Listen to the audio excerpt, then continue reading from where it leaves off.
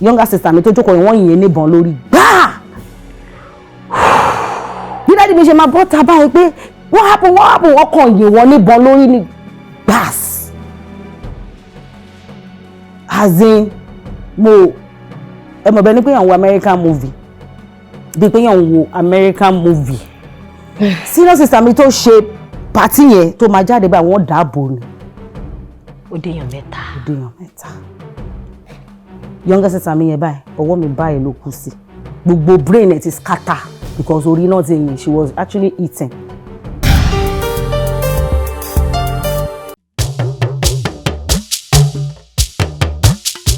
ètò ńlá ti dé ètò bàbá ètò Oyinmomo. ètò ńlá ti dé ètò bàbá ètò sẹ́ Oyinmomo. ẹ pè é kí n gbọ́ná Oyinmomo Oyinmomo Oyinmomo Oyinmomo. ẹ pè é kí n túbọ̀ Oyinmomo Oyinmomo Oyinmomo Oyinmomo.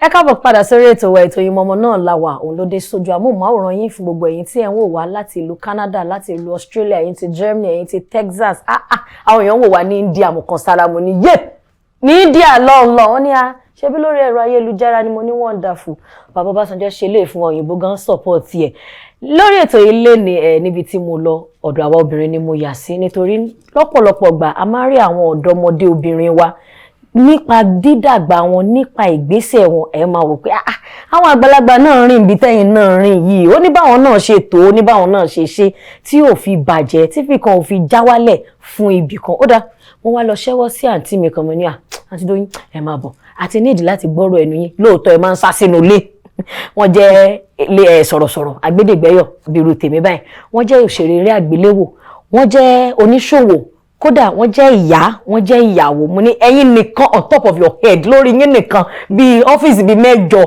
báwo lẹ ṣe ń tò ẹ jẹ́ ká mọ̀ káwọn ọ̀dọ́ wa tó ń bọ̀ náà kán lè rí nǹkan pé àti Dóyin fẹ́ lé ilẹ̀ o ìlànà yìí ṣe tẹ̀lé ẹ̀yin èèyàn mi lórí ètò Oyinmomo ìbá mi kí arábìnrin Adedoyin Aggrey ṣe wà dáadáa ma. Mo okay. Ọ̀gá mi in the business ma. Ọ̀gá mi in the sọ̀rọ̀sọ̀rọ̀ business ma. I salute o. Ṣé wà pa. Adé o. Mo tiẹ̀ ti rí pé wà pa tó. Looking ravishing too. Ẹ̀yin gan sweet. Thank you. Ẹ ti fẹ́ ká mọ̀ pé time ọjọ́ ti fi style lọ ẹ ó dẹ̀ gbogbo yín tẹ́ bá ti ń lọ sókè yẹn ẹ tún máa ń mú U-turn padà wá sẹ́yìn pé no. Nǹkan tó ṣẹlẹ̀ ni pé èmi ṣe pé 21 ní year yìí ní June 23rd. Gbogbo obìnrin dẹ̀ ló máa ń pé 21 yẹn lọ́dọọdún o tá bá tún gba 21 kọjá báyìí wọ́n tún padà sí 21 wọ́n tún gba kọjá báyìí wọ́n tún padà báyìí. Ká ṣáà máa dúpẹ́ fọlọ́run. We thank God alhamdulillah. Doyin Agrey àwọn èèyàn kan nígbà kan ẹ ṣe bí Jésù ìgbà kan àwa yóò rí ẹ ìgbà kan àwa kì yóò rí ẹ kí ló ṣẹlẹ̀ láàrin ìgbà tá a rí yín ṣé ẹ̀yin lẹ sún sẹ́yìn fúnṣẹ́ ni àbí ilé ló fà á pé ó dà èmi náà fẹ́ lọ tọ́jú dádì àtàwọn ọmọ o ẹ jẹ́ ká wá nǹkan míì ṣe kí ló dé tá a rí yín tó bẹ́ẹ̀ jù bẹ́ẹ̀ lọ tẹ́ tún fi padà wá nísìn. Question lálẹ́ bèrè yẹn ṣé mọ̀ yìí pé ẹni tó bá like home ṣe rí gbogbo nǹkan téèyàn bá ń ṣe láyé kéèyàn máa fi ọjọ́ alẹ́ sí so whatever you are doing tó bá ti ní plan fúnra ra ẹ ò ní ṣe mistake ṣe understand I just mo need láti kọ́kọ́ take care home mi náà ṣe understand because home yẹn ṣe kókó so ẹ mọ̀ pé tí èèyàn bá dẹ̀ ti ní ọmọ tó bá ṣì kéré èèyàn ní láti mójútó wọn tó bá ti wá dàgbà débi pé àwọn fúnra wọn lè take care ara wọn wọ́n lè ìrìnà tó bá wà available you can now say okay let me move on so nǹkan tó ṣẹlẹ̀ nìyẹn. Ilé ló fà tó ó dẹ̀ jẹ́ ká wá rí wíìn padà sẹ́yìn Doyin Agrey níbo lẹ ti bẹ̀rẹ̀ gẹ́gẹ́ bí sọ̀rọ̀sọ̀rọ̀ gẹ́gẹ́ bí eléré àgbéléwò gẹ́gẹ́ bí agbátẹrù eré producer báwo ló ṣe wọ́ wá mo mọ̀ wípé tabaka ní méjì mẹ́ta ó ti tó bí ọdún 19 years tẹ̀tí wà lẹ́nu ẹ̀ níbo lẹ ti bẹ̀rẹ̀. Mo bẹ̀rẹ̀ látọ̀dọ̀ ọ̀gá mi Fẹ́mi Fádéyì ọ̀ndẹ̀ ni mo ti kọ́ tíátà ìgbà tí mo wá kọ́ tíátà yẹn tán mo like kí n máa sọ̀rọ̀ kí n máa ṣe pẹ́pẹ́pẹ́pẹ́pẹ́ so mo wá tún wá proceed mo bẹ̀rẹ̀ presentation I have different kind of programs to jẹ́ live programs on LTV nígbà yẹn.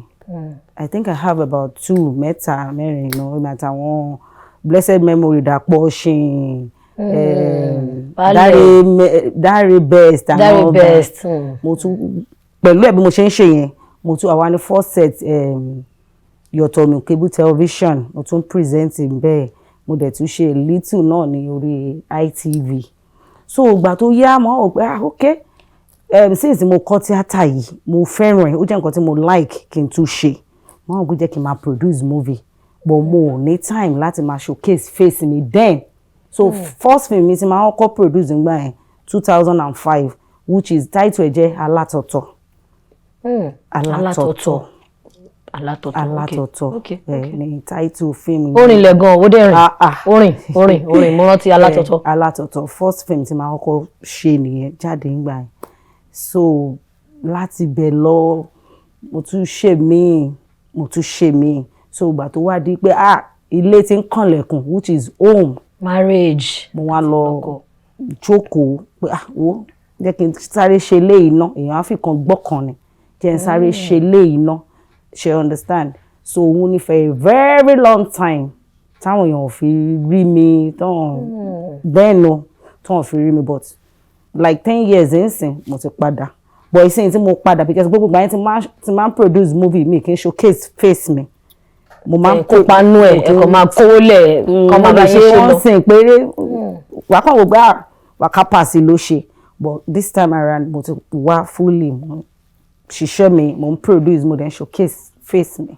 ẹ̀ ń produce ẹ̀ ń pa àwọn èèyàn ṣiṣẹ́ wọ́n ń pè yín náà ṣiṣẹ́ bẹ́ẹ̀ tó ẹ wá jẹ́ ká wo ìrìn àjò 19 years àti ọdún 10 tẹ́tí padà ń sìn kí lẹ máa sọ pé ó jẹ́ nǹkan ìyàtọ̀ tẹ́yìn gan rí pé bá a ṣe fílẹ̀ rèé o bá a ṣe bá ń sìn rèé kí ni nǹkan ìyàtọ̀ tó jẹ́ nǹkan ìwúrí. Because nígbà tí a máa ń tẹ́mi kọ́kọ́ produce ńgbà yẹn tẹ́ bá gbéṣẹ́ yín fún àwọn marketer ńgbà yẹn ẹ lè fi 1 million fi ya iṣẹ́ nígbà yẹn èmi ti ń fi 1 million 2 million ya iṣẹ́ àwọn tó mọ̀ mí tó ń wò mí wọ́n á sọ pé òótọ́ ni tẹ́ bá lọ wọ àwọn iṣẹ́ mi tó wà lẹ́yìn gan wọ́n á sọ fún yín ẹ lè gbé fún marketer kí marketer rẹ̀ rà lọ́wọ́ yín ní 400 500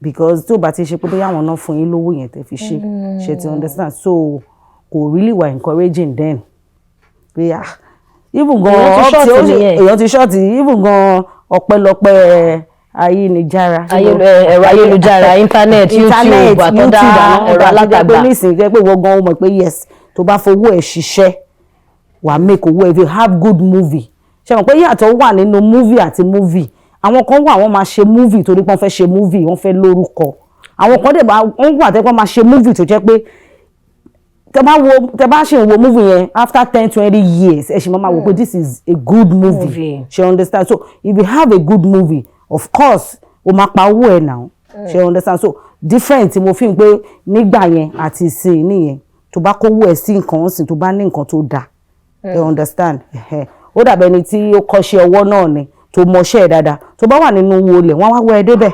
lóòótọ́ so wọ́n ní kúrò lọ́nà jẹ́ kán rí mi honestly òdìgbà tó bá gbé ṣáínṣáín síbi kankan tó bá mọ̀ nǹkan tó ń ṣe àwọn èèyàn náà máa wá ẹ ìwọ kọ́ ló máa wá àwọn èèyàn so àwọn differences ti mọ̀. àmọ́ good movie náà tá bá ní ká lo ẹ̀rọ alágbàtà yìí náà àwọn èèyàn náà ti àwọn fans wa náà ti sọ pé irúwọ́ ògiri wa náà ní YouTube yìí ti fẹ́ dà tó fi di pé púpọ̀ lára àwọn ọ̀gá wa kan náà àtàwọn òṣìṣẹ́ ìjọba sọ pé bóyá kan máa tiẹ̀ fojú sí iye múvì tó ń gbé lọ YouTube àwọn kan ní rárá ẹ̀ lè fojú sí o nígbà táwa gbé wá bá yín ẹ̀yin lẹ̀ ń ṣòfin àmọ́ nísìnyí àwa la lè ṣòfin fúnra wa adẹ̀rẹ́ pé àwọn iṣẹ́ kan ò dáa tó láti bọ́ sórí YouTube.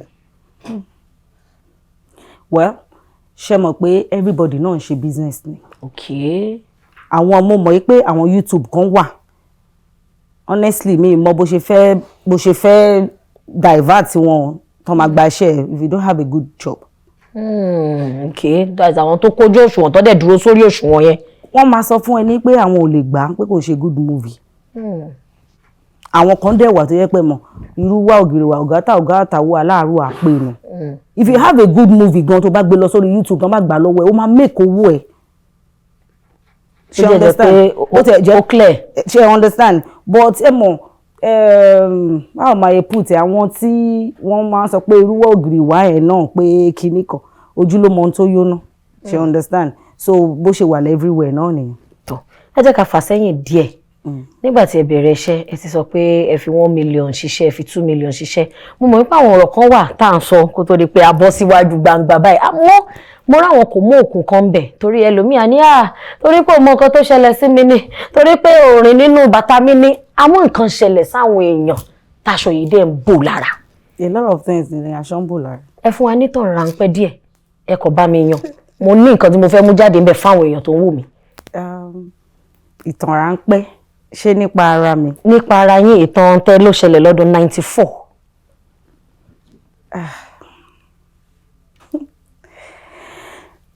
Well, mo wà shocked torí inú ilé la ti sọ. Mo mọ̀mọ́ fẹ́ kẹ́ sọ torí ẹ̀ mo sọ pé táwọn tí ọ̀rọ̀ bá ṣẹlẹ̀ sáwọn èèyàn kan wọ́n á ní torí pé ọmọ bó ṣe rí lára mi torí pé òrìn nínú bàtà mi tó bá jẹ́ pé wọ́n ló wọ bàtà ọmọ ọmọbi tẹ́sẹ̀ ti ń ta mí àmọ́ àwọn èèyàn kan ti dé jù bẹ́ẹ̀ lọ mọ́ra. Nínú ilé ayé ta wà yìí so many things ti ṣẹlẹ̀ sí a lot of people ó depend tí o bá ṣe lè ọmọ pé àwọn kan wà wọn mọ bọ́n ṣe máa ń gbà nǹkan sára kò dẹ̀ ṣe pé fault wọn orí ọ̀fẹ́ Ọlọ́run ni ẹni tó bá rí nǹkan gbà tó bá lè gba nǹkan shock sára tí ó dẹ̀ ṣì wà tó ṣì dúró dè ní kó máa dúpẹ́ fọlọ́run mímọ̀ ṣe ẹ̀kọ́ Ọlọ́run ni well mi ì tí ì sọ̀rọ̀ nǹkan báyìí ní gbangba báyìí but while I was growing up nǹkan kan ṣẹlẹ̀ sí mi rí bí mo ṣe ń sọ̀rọ̀ ìgan ara mi ti ń gbọ̀n torí ó bá mi mọ my shock lẹ fún mi because probably mi rò pé mo ready láti sọ but let me just kí n kan. ẹ̀kọ́ yan fún wa díẹ̀ ẹ jọ̀ọ́. ìgbà tí mo ti dàgbà dáadáa kò ṣe pé gan but mo ti mọ left mo ti mọ right ní ọdún 1994. April 11, something happened to me, to my family precisely. Ẹ̀gbọ́n mi, àwa mẹ́rin ni mọ́mì wa bí. A jẹ́ obìnrin mẹ́ta, a dẹ̀ wá ní ọkùnrin kan. Ìyẹn jẹ́ last born. So, ẹ̀gbọ́n mi yẹn, tèmi tẹ̀lé yẹn, ó wá ń ṣe birthday, ọjọ́ ìbí. Ó ṣe tán pariwo ẹ̀ fún tán ṣe gbá tán ṣàwo so younger sister mi tó tẹ̀lé mi ó wà ní Adéọlá Òdùtọ́lá college ní Ìjẹ̀bú-Òde wọn ò ní kó wá sí party yẹn ó wá sneak out ó wá sí party yẹn àwa parí party èrò pọ̀ lálẹ́ so àwọn bíi family friend nǹkan kan wọ́n sì wà àwọn ẹlòmíì tó wá bá wa ṣe nǹkan níbi tó jìn wọ́n sì wà few people.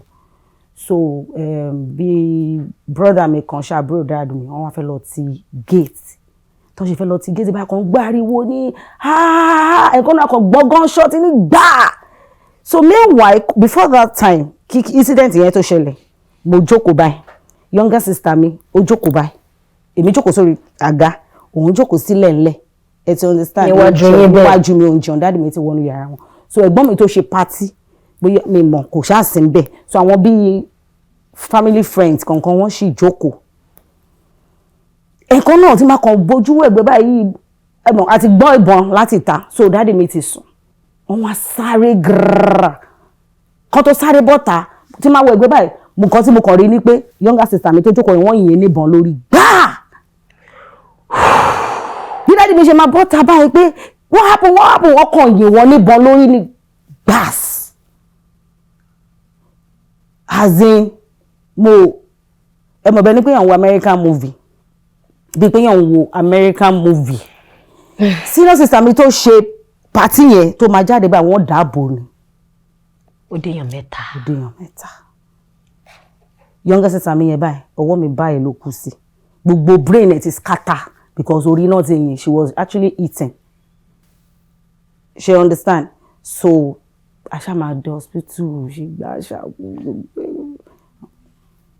yeah. How was life? Well, adúpẹ́ fọlọ́run. You are strong. Yeah. You are really strong.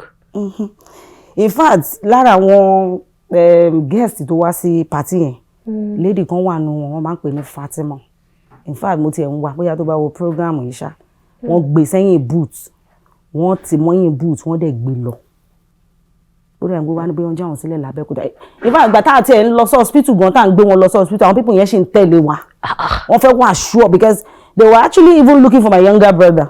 Ìyẹn dẹ̀ ṣe kéré gan kékeré ni èmi gan báyìí tí mo ṣe wà báyìí ìkànnì wọn kàn wò mí báyìí ó dẹ̀ gbé mi báyìí gbogbo sliding door lé wa báyìí ó dẹ̀ jù mí gbàgà pé gbogbo sliding door yẹn báyìí orí mi báyìí wọ́n ń yọ èròǹgò lára mi báyìí ni pẹ̀lú èmi ìfì pé nǹkan kan o because ẹ mọ̀ bíi pé àwọn òun àbí another life lórílẹ̀‐èdè Nàìjíríà wẹ̀ orílẹ̀‐èdè Nàìjíríà yìí òjòdì bẹ́gà gan ló ti ṣẹlẹ̀ òjòdì bẹ́gà ló ti ṣẹlẹ̀ yes àwọn èèyàn tó bá gbọ́ ó jáde inú pépà gan gbà yẹn ó jáde káàkiri everything ẹ mọ̀ kàn pa bàbá èèyàn lójú èèyàn kàn pa ẹ̀gbọ́n àbúrò. It was just I was like what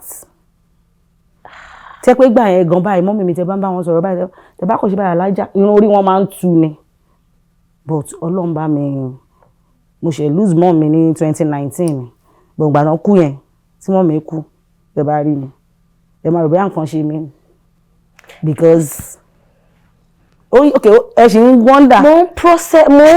mo ń try láti process gbogbo ẹ̀ ní ọjọ́ kan àṣe ayẹyẹ yẹn àti ìkásẹ̀ ẹlẹ̀ finally àwọn tó ń gbégbá ṣì máa gbégbá ṣì máa so lóòótọ́ ni pé ta bá rírú ẹ̀ nínú movie àwọn èèyàn nídọ́ ní kò lè ṣẹlẹ̀. ó ṣẹlẹ̀ sí mi o. neat real life. Gbogbo àpàtẹ bá rí lára mi it was actually incident yẹn ló kọ̀ sí. A jẹ́ pé lẹ́ni ni mo tún gba ọ̀rọ̀ Yorùbá gbọ́ wípé nǹkan tí aṣọ ń bò ní ara ó lọ sú wa àmọ́ irú ìtàn yìí ta máa ń wò nínú múvì àwò pé irọ́ ni kò lè ṣẹlẹ̀ ọkàn háyé sọ ni. ó máa ń ṣẹlẹ̀ o ó ṣẹlẹ̀ sí mi gangan ni. ṣé ti gbìyànjú àti kọ́ ní story torí mo lérò wípé ó máa dà káwọn èèyàn rí wò àbí èèyàn kan ti kọ́ fún yín àbẹ́tẹ̀ ti yá tó ti lọ. mi ẹ bá fi kọ story rárá rí. ní hot story báyìí kí ló dé. kò sí because àti ríru movie bẹ́ẹ̀ lóríṣiríṣi tẹ́pọ̀ àwọn ẹ̀gbọ́n máa ń wò pé wọ́n kàn fi kọ fíìmù ni pé bóyá báwo ni máa put ẹ pé wọ́n kàn àhesọ fiction àkọsílẹ̀ tó kò ṣẹlẹ̀ so mo kàn fi kọ fíìmù náà ni because láti ọdún tí nǹkan yẹn ti ṣẹlẹ̀ sí mi this is actually going to be the first time tí máa jáde publicly tí máa sọ pẹ̀lú ẹnu mi fáwọn èèyàn this is the first time. ẹ dé mọ́ra. àwọn èèyàn mọ̀ àwọn èèyàn mo yẹn gbọ́ tí ṣé màá kàn máa sọ fún gbogbo èèyàn kiri títì ni. ẹ̀dẹ̀ fine báyìí you are strong. Ọlọ́run ni you are strong you are strong you are strong. torí ẹ̀ ni mo ṣe máa ń sọ kinní kan pé what will be will be. It is ṣẹ́rí nǹkan tí èèyàn bá fẹ́ dà láyé tó bá wà determine ní nǹkan tó fẹ́ dà láyé má máa wò pé torí kankan ṣẹlẹ̀ sí ẹ má máa wò pé torí kíní kan ṣẹlẹ̀ sí mi kó máa fi ṣe bíi pé káyọ̀ lè sympathy kó máa wá sympathy kó máa ṣe kíní kan àwọn èèyàn ráyè gbogbo yẹn. It is only when you are relevant they will show you love. When you are not relevant or the street of Nigeria or anywhere my dear forget about it. So pé o fàyè ẹ̀ ṣe nǹkan tó dáa ó ní meaning. Okay gbogbo nǹkan tó ṣẹlẹ̀ sí ẹ yẹn kí ni ipa tó fẹ́ kí àwọn mọ̀lẹ́bí ẹ yẹn you know because let me tell you the truth the pain for the rest of my life ó dàbí egbò àdáàjì náà ni kò lè kúrò ń bẹ̀ ṣe understand so ẹ mọ̀ ilé ayé yìí òun láti make meaning fún ara ẹ òun láti jẹ́ káwọn èèyàn rí pé okay irú nǹkan tó ṣẹlẹ̀ sí mi yẹn sì kí n wá sọ pé torí ẹ̀ mo wá dìre àbí mo wá ń ṣe yamayama káàkiri títì àbí mo wá look stupid àwọn èèyàn yẹn gan inú wọn ò ní dùn àwọn pé àwọn ti lọ ti wọn ẹni tó ti kú ti kú. àwọn ládẹ̀ tún sọ pé kí ló ṣe é tí ò ṣèyàn kan rí. because ó ti ṣe àwọn èèyàn kan kó tó ṣe mí after that ó ti ṣe mí tán ó ti ṣe a lot and a lot and a lot and a lot and a lot of people. Bó ti wà látètè kọ́ ṣe. ọmọ kan wà ní industry wa yìí ọmọ kékeré ni ọmọ kékeré ọkùnrin ó kàn kúrò ní location ni níjọ́ kan ó náà fẹ́ lọ bá àwọn family òun kíkiní kan ní kókàn rọra jókòó gbà tó máa lọ sọ́dọ̀ àwọn family ẹ̀ ọlọ́run ló mọ̀ bí tán lọ bí wọ́n lọ sí church bàbá ẹ̀ gbogbo generation family wọn gbogbo ẹ̀mọ̀ everything wọ́n dẹ̀ ní accident gbogbo wọ́n dẹ̀ kú. àtọmọ yẹn náà. Yes ó ní àgbo ṣẹlẹ̀ bí 2 years ago àbí bí 3 years ago. Wow. Ṣé understand? Okay, yẹn ńkọ́. Ìgbà tí kíní yẹn ṣẹlẹ̀ báyìí for like mi mo kò jẹ́ pé mo relate mo bọ́ yẹn for like 2 weeks mo kàn ń imagine. Pé Ọlọ́run tó mẹ́yìn jáde láyọ̀ àtàlàáfíà ló pààyàn kan yìí o. Tìran ẹ̀. So kí la wá sọ? Mo mọ̀ wípé gẹ́gẹ́ bí ọmọ Ìjẹ̀bú Òde àti sọ̀rọ̀ lẹ́yìn àwọn Ìjẹ̀bú Òde ayanga lórí ọmọ àfìdí pọ̀ tẹ̀. Ọmọ Ìjẹ̀bú Òde ò adágbálúra ọ̀rọ̀ pọ̀ o. Ọmọ àfìdípọ̀ tẹ̀mọ́lẹ̀ ọ̀rọ̀ pọ̀ ọmọ alágẹmọ mẹ́rìndínlógún. Ṣẹ́rí tó bá ti bínú títí ní Ìjẹ̀bú Òde the only way tẹ́lẹ̀ fi rọ̀ wá ní pé kẹ́ máa sọ pé Ìjẹ̀bú Òde ọ̀rọ̀ pọ̀ o ọmọ alágẹmọ mẹ́rìndínlógún ìtàǹtẹ̀bọ̀ ní Ìjẹ̀bú Òde. Ẹni pride ṣẹ́rí ní ìlú wa igi owó wà lẹ́ńkulé each person wa. Wọ́n lè máa ń ka ni. A máa ń ka ni. Ìkàtẹ̀kálá náà lẹ̀ ń ká kòkó ẹ̀ ń ká bí ẹ̀ ń ká owó. Gẹ́gẹ́ bí mo ṣe mọ̀ wípé ọba aládé tí wọ́n wà ní Ìkàlẹ̀ ní Ìjẹ̀bú bàbá Kádé pẹ́ lórí sáà a mọ̀ wípé a máa ń pè wọ́n ní Àwùjalẹ̀ ti ìlú Ìjẹ̀bú. Ọba wà lọ́fà ǹjẹ́ mo àkọlé ọba wọn kí là ń pe ẹni tí ó wà lọ́fà ọba tó wà lọ́fà. Ọba wà lọ́fà.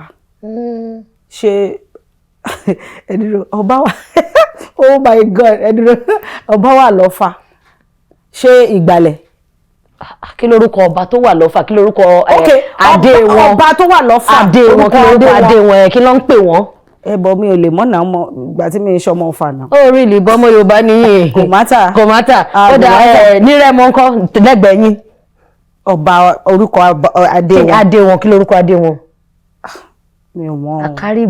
Àkárìgbò lórúkọ ládé wọn wá ní Àkárìgbò tìlú Rẹ́mọ. Àkárìgbò tìlú Rẹ́mọ. Àwọn question tẹ́yin gan béèrè ti pọ̀ jù. Tó ti bá mú yín lọ Ìbàdàn ńkọ́. Because ebi o mi mọ̀ ni. Mọ̀ Olúbàdàn ló wà ń bàdàn bá la fi ṣe wà lọ́yọ̀. Mo mọ̀ pé Olúbàdàn ló wà ń bàdàn but ẹ̀yin béèrè orúkọ adé wọn. Olúbàdàn náà ló ń pè wọ́n. Okay, so àwọn adé yẹn. Orúkọ adé wọn pé okay wọ́n jókòó síbi gẹ́gẹ́ bí Olúbàdàn ṣe bí adé Olúbàdàn ló ń dé. Adé Olúbàdàn. Lọ́yọ̀ ńkọ́. Ọ̀yọ́mèsì. Ẹ jẹ́ ká lọ Mèsì Ọ̀yọ́. Ọ̀yọ́mèsì Ìjẹ̀bú gan mọ everything. Ẹ wá pa mi lè rán ìjà rẹ̀. Àǹtí Doyin ẹ wá jẹ́ kí n béèrè lọ́wọ́ yín lẹ́yìn alátọ̀tọ̀ mo mọ̀ pé ó ti láwọn àbúrò tẹ́ fi take a break.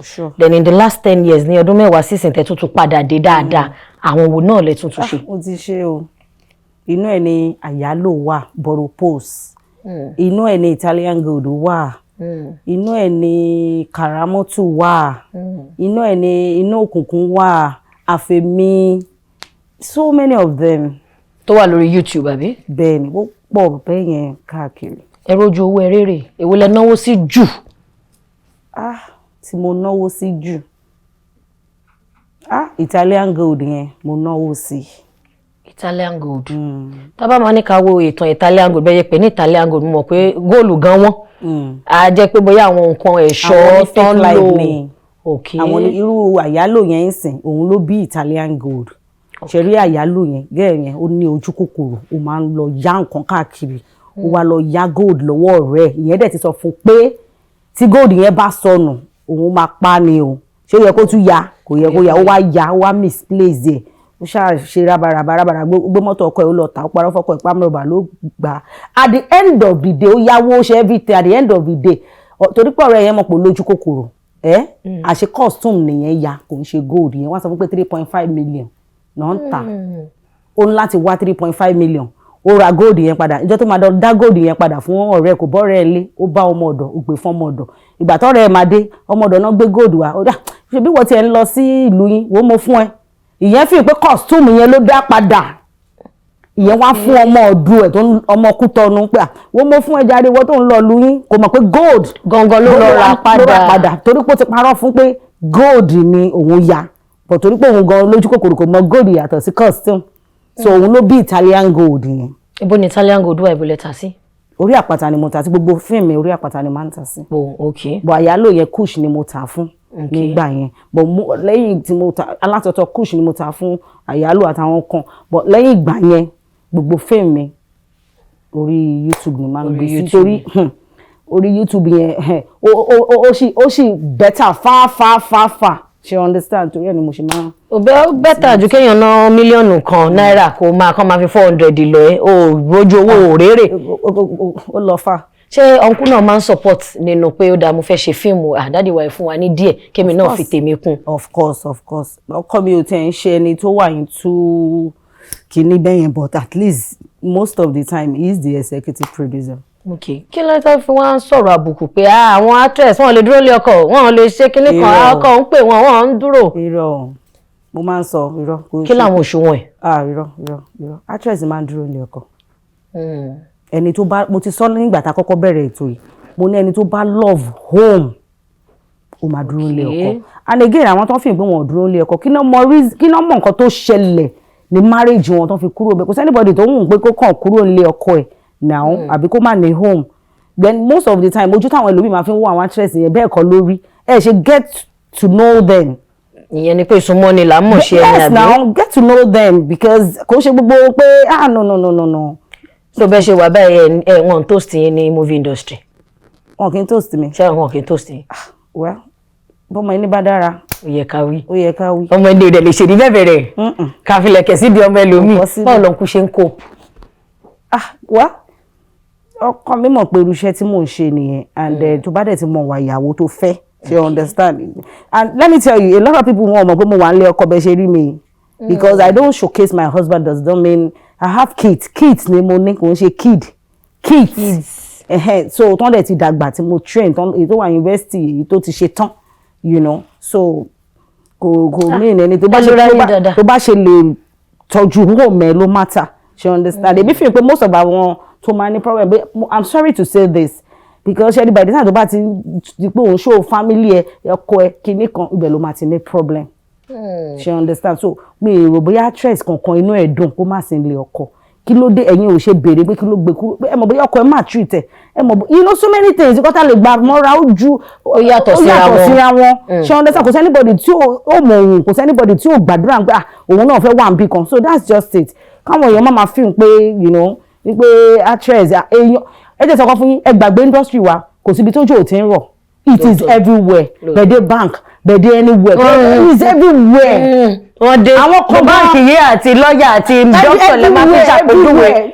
tó tọ́ ni now torí pé àwọn tó yẹ pé àwọn tí ẹ̀ ń sọ ń pa ẹ̀ torí pé wọ́n rí wọn nínú TV she understand then ẹ mọ̀ pé most of the time wọ́n láti wà lórí social media ẹ mọ̀ kan post ilé ilé máa fífi gbé wọ́n rí wọn tán no àwọn kan wà tó yẹ pé wọ́n silent killer burúkú ni wọ́n tó jẹ́ pé wọ́n mad gan wọ́n bad gan she understand but because they showcase pé kí can have this actually kí ni kan does not mean you are that ẹni tán jẹ́ nìyẹn okay. Ṣé ti understand nǹkan tí mi sọ. Okay. Ẹ̀pẹ̀ ọmọ orí kojú yín ti fẹ́ máa change. Because they mọ̀ báwọn èèyàn ṣe máa ń describe àwọn actress no. Ó tiẹ̀ ti wá dàbẹ̀ níbi tẹ́ ti ẹ̀ gbé mi dé báyìí àmọ́ lórí social media ṣé àwọn èèyàn máa ń kan sára sí yín lórí page yín ṣé wọ́n engage yín alike yín à ń pè yín síṣẹ́ ṣẹ́yìn náà máa ń post ẹ̀ máa ṣe baby girl lifestyle. Of course, baby girl tell me what you want.